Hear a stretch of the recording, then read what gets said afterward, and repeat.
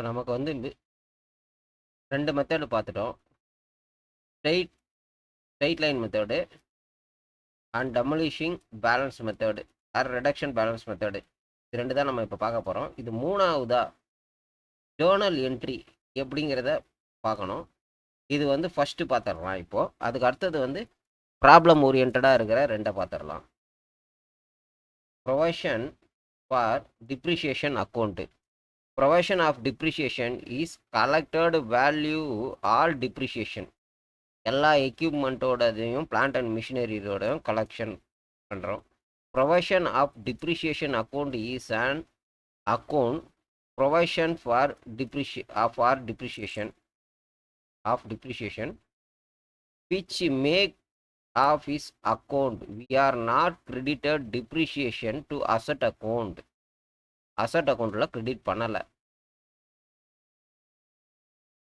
தனியாக டிப்ரிஷியேஷன் அக்கௌண்ட்லேயே பண்ணிடுறோம். After transferring every year depreciation to provision of depreciation account.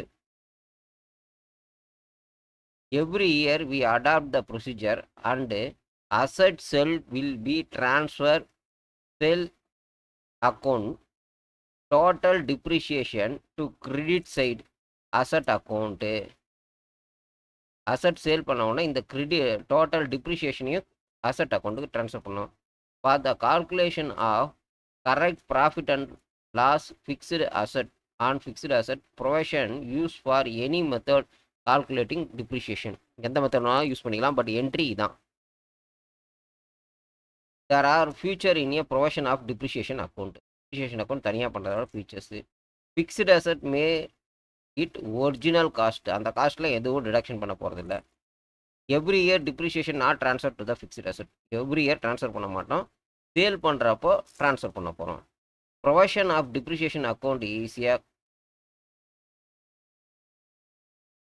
conglomerated value all old depreciation. This system can be used both the straight line or demolition method to providing depreciation. The journal entry will be, இப்போ இதனோட journal entry தான் பார்க்க போகிறோம்.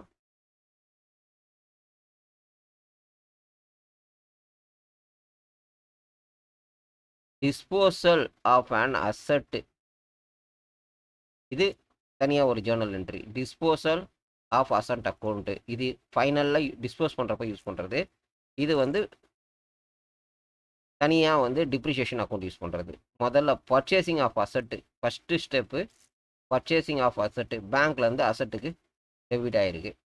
Second step providing depreciation at the end, depreciation calculate பண்ணிட்டு அதை credit பண்ணிடுறோம். எதுக்கு credit பண்ணிடுறோம்? Provision of depreciation account. அடுத்தது சேல்ஸ் ஆஃப் அசட்டு, சேல்ஸ் பண்ணியாச்சு, கேஷ் அக்கௌண்ட்டு கிரெடிட் ஆகிடுச்சு. அதுக்கு அடுத்தது அசட் சேல் டு அசட் அக்கௌண்ட்டுக்கு வந்துடுச்சு. Asset sale transfer to the asset account to sales of asset account, sales of asset அக்கௌண்ட்டில் debit ஆகிடுச்சு. Total provision sale sold transfer from provision of depreciation, டிப்ரிஷியேஷன்லேருந்து sales அக்கௌண்ட்டுக்கு credit ஆகிடுச்சு. Profit and loss of sales account transferred asset sales account to profit and loss. கடைசியாக இந்த அக்கௌண்ட்ஸ்லேருந்து sales அக்கௌண்ட்லேருந்து profit and லாஸுக்கு ட்ரான்ஸ்ஃபர் பண்ணுறோம். A disposal of asset, when the asset is sold because of obstacle or inaccurate any other reason, output வரல, அதை sale பண்ண போகிறோம்.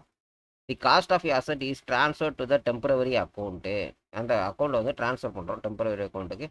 Asset disposal account. First the cost of asset transfer to the asset disposal அட்ரு, ஒரிஜினலாக transfer பண்ணுறாங்க.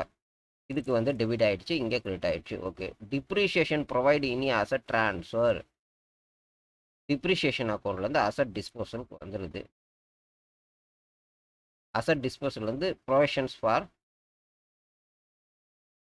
அசட்டில் debit ஆகுது, இது அசட்டில் வந்து கிரெடிட் ஆகிருக்கு, ப்ரொவிஷன் ஃபார் டெப்ரிசியேஷனில் வந்துருச்சு.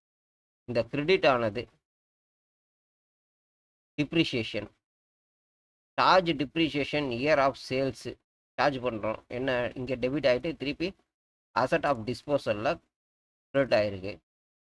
Cash receiving on sales of asset, disposal asset தான் இப்போ வந்து அசட்டு, ஒரிஜினல் அசட்டு கிடையாது, டிஸ்போசல் அசட்டு. அதில் டிப்ரிசியேஷனை வந்து டிடெக்ட் பண்ணியாச்சு. டிப்ரிசியேஷன் ப்ரொவிஷன் அதெல்லாம் கண்டுபிடிச்சிருக்கோம். அதை வந்து இதில் டிஸ்போஸ் பண்ணியாச்சு. இதை வந்து கேஷ் அக்கௌண்ட்டுக்கு வந்துருச்சு.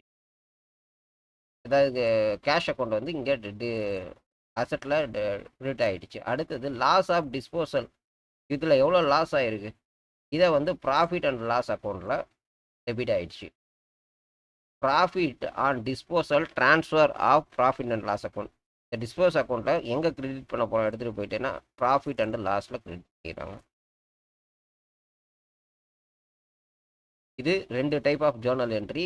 ஒன்று வந்து டிப்ரிசியேஷன் அக்கௌண்ட் தனியாக இருக்கிறப்போ போட்டுறோம். ரெண்டாவது டிஸ்போசல் ஆஃப் அசட்டு, அதுக்கு என்ன மாதிரி என்ட்ரி. ஆனால் இது ப்ராப்ளம் அவ்வளோ இல்லை, தியரி கொஸ்டின்ஸ் தான் கேட்பாங்கன்னு நினைக்கிறேன்.